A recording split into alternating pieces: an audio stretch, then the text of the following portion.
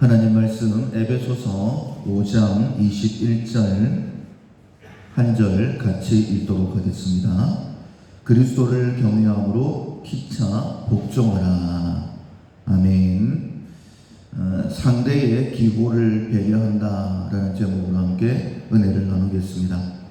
8월 우리가 훈련하고 있는 품성은 존중입니다. 하나님께서 섬기라고 보내신 사람들을 섬기기 위해서 자신의 자유를 제한하는 것입니다. 실천사항으로 오늘까지 이제 세 번째인데, 첫 번째로는 주변 사람들을 의식한다. 그 사람과 나의 관계를 바르게 정립한다. 첫 번째이고, 두 번째로는 하나님의 사람으로 절제한다. 내가 하고 싶은 대로 하지 않고 상대방이 원하는 것이 무엇인가, 그것을 하기 위해서 내 자신의 자유를, 본능을 자제하는 것입니다. 그리고 이제 오늘까지 3일 동안에는 상대방의 기호를 배려한다. 상대방이 원하는 것이 무엇일까 다시 한 번 더 생각해보고 섬기는 것입니다. 지난 이틀 동안 새벽에 말씀을 들었던 것처럼 철저하게 하나님께서는 우리에게 필요한 것이 무엇인가 뿐만 아니라 우리가 원하는 것이 무엇인가 하는 것을 아시고 그것을 채워주셨다라고 말씀을 들었습니다. 예수님이 부활하시고 난 다음에 제자들에게 부활의 몸을 보이셨어요. 그런데 그 자리에 도마가 없었었죠. 제자들이 예수님께서 부활했다라는 소식을 증거했을 때에 도마는 예수님의 말씀을, 부활을 믿지를 못했습니다. 그리고 이렇게 이야기하죠. 내가 예수님의 손의 못자국과 허리의 창자국을 만져보지 않으면 믿지 못하겠다 라고 그렇게 이야기를 했습니다. 근데 그 말까지도 예수님이 듣고 계셨죠. 그리고 도마가 있는 그 자리에 다시 한 번 더 예수님이 나타나셨습니다. 그리고는 말씀을 하시는 거예요. 못자국과 창자국을 만져보고 난 다음에 믿는 자가 되라. 그리고 또한 말씀하십니다. 보고 믿는 자보다 보지 않고 믿는 자가 더 복되다. 이것은 장차 보지 않고 믿을 우리들에게 주시는 격려의 말씀이기도 합니다. 사실은 예수님께서 돌아가시기 전에 죽임당하고 3일 만에 부활할 것에 대해서 계속해서 말씀을 하셨죠. 그래서 도마를 책망하셔도 괜찮습니다. 그러나 예수님께서는 도마의 믿음을 위해서 창자국과 못자국을 만져보아라 라고 그의 요구를 들어주셨죠. 예수님은 우리가 더 깊은 믿음의 자리에 그리고 세움받아서 하나님을 더 잘 섬길 수 있도록 도마의 필요를 채워주실 뿐만 아니라 우리의 필요들 또한 채워주십니다. 어제 새벽에도 말씀을 들었던 것처럼 아브라함의 조카 롯이 아브라함을 따라갔었죠. 믿음의 길을 걸었었지만은 그들의 소유가 많아져서 롯이 소돔과 고모라 지역을 선택해서 아브라함을 떠났던 것을 우리가 알고 있습니다.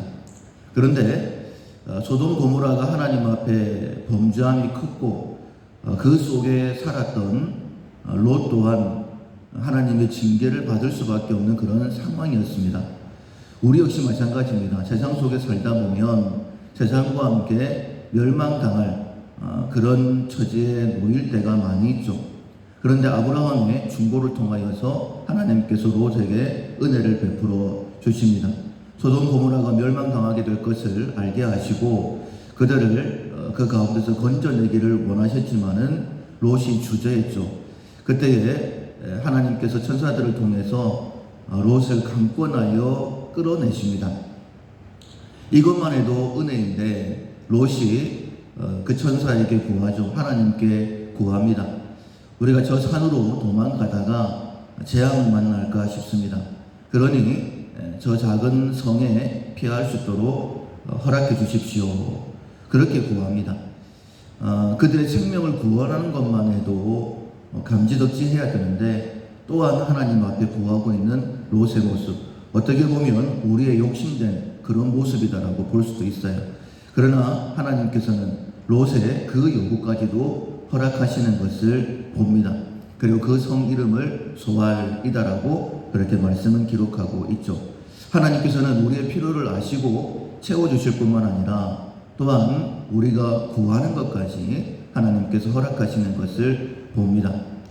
그렇게 우리를 섬기시는 하나님께서 또한 우리들에게도 너희들도 섬겨라 라고 말씀을 하시죠. 그래서 오늘까지는 특별히 상대방의 기호를 배려한다. 상대방이 원하는 것이 무엇일까? 다시 한 번 더 생각해보고 그 일을 해주려고 노력하는 것. 그것을 하나님께서 기뻐하신다라고 우리에게 말씀하시는 거예요. 그렇다면 우리는 또한 하나님께서 우리에게 원하시는 것은 무엇일까? 한번 생각해 봐야 되지 않겠습니까?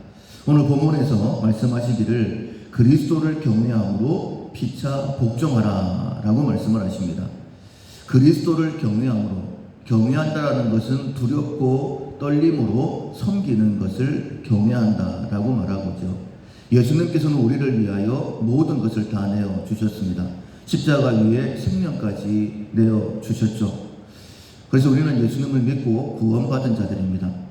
그러나 또한 예수님은 심판주이시죠. 장차 이 땅에 다시 오실 때에 모든 사람들이 예수님의 심판대 앞에 서게 됩니다.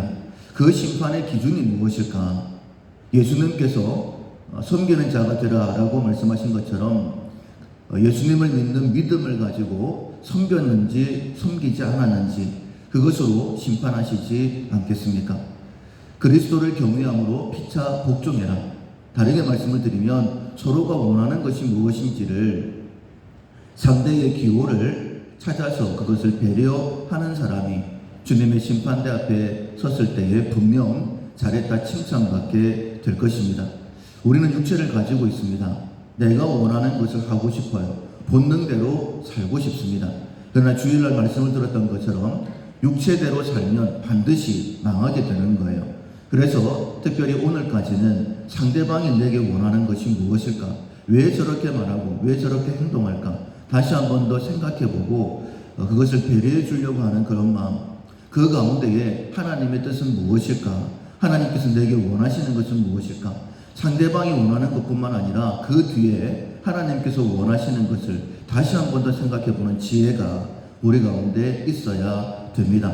정말 하나님 앞에 귀하게 쓰임받았던 다윗, 하나님께서 왜 다윗을 그처럼 귀하게 사용하셨을까? 그의 여러 일화들을 보면 충분히 우리가 추측해 볼 만한 그런 내용들을 찾을 수 있어요.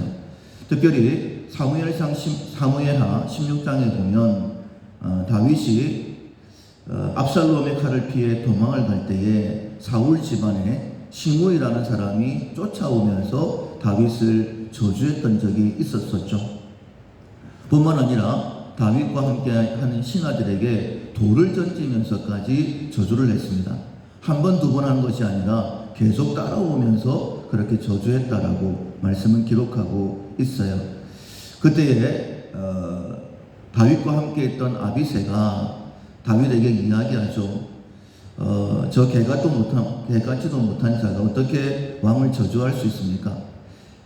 허락하시면 제가 가서 저를 죽이겠습니다 라고 했을 때에 다윗이 이야기하죠. 가만히 내어버려 두려라. 하나님께서 허락하지 아니하셨다면 저가 어떻게 나를 저주할 수 있겠느냐? 하나님께서 이 까닭에 나를 긍휼히 여기시고 나에게 은혜를 베풀어 주실 것이다 라고 이야기했던 그 장면을 여러분도 기억하실 것입니다. 시므이가 저주할 때에 그 원수를 갚고 싶은 것이 다윗의 마음, 모든 사람들의 마음이겠죠. 그러나 그 뒤에 정말 하나님께서 원하시는 것, 그것은 그 뒤에 역사하시는 시므이를 통하여서 다시 한 번 더 다윗을 달아보시는 하나님의 그 마음을 다윗이 알았던 것입니다. 사랑하는 성도 여러분, 상대방이 내게 원하는, 때로는 그 사람이 나를 저주할 수도 있겠죠. 그러나 그 뒤에 역사하시는 하나님께서 정말 원하시는 것은 무엇일까? 그리스도를 경외함으로 피차 복종하라. 우리의 삶은 믿는 믿음 안에서 살아가는 삶이죠. 예수님께서 나를 구원하셨고 나를 심판하시는데 오늘 하루를 살아가는 동안에 상대방이 나에게 어떤 행동을 할 때에 그 뒤에 역사하시는 하나님의 계획은 무엇일까? 정말 하나님께서 원하시는 것은 무엇일까? 하나님께서는 내가 원하는 것, 내가 구하는 것 다 허락하시는데 정말 하나님께서 내게 원하시는 것은 무엇일까? 다윗처럼 하나님의 의중을 살피고 그 뜻대로 행함으로 인하여서 하나님 앞에 더 귀하게 쓰임받을 수 있는 우리 모두가 될 수 있기를 주님의 이름으로 축원합니다. 아멘. 찬송가 468장 큰 사랑의 새 개념을 468장 찬양하시겠습니다.